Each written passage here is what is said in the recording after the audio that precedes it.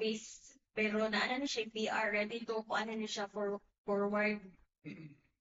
Then, ang next is ang sa cattle housing. So, kuan lang ta ka nang mag-take note lang ta sa kuan ha sa mga taga-stations kung naanam if nahuman na ang inyong projects diri.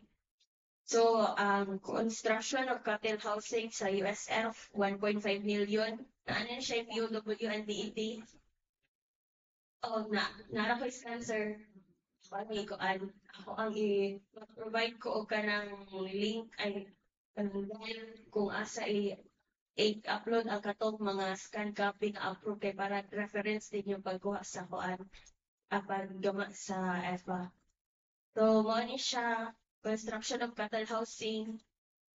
Since 1.5 million man ni siya na kuan himuan na PR. Para siya kanang naana ni sa procurement section kaso lang nabasa. So, ako to i-print og balik.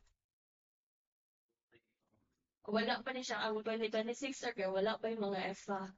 So, mo ni siya ang list nga preparanan og mga EFA or economic feasibility. Ang uban feasibility study kay kuan man, million man.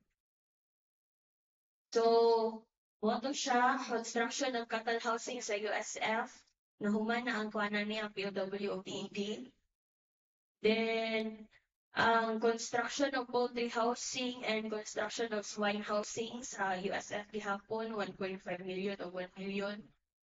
Ready na ni siya, kung lang i-upload ang kuan ang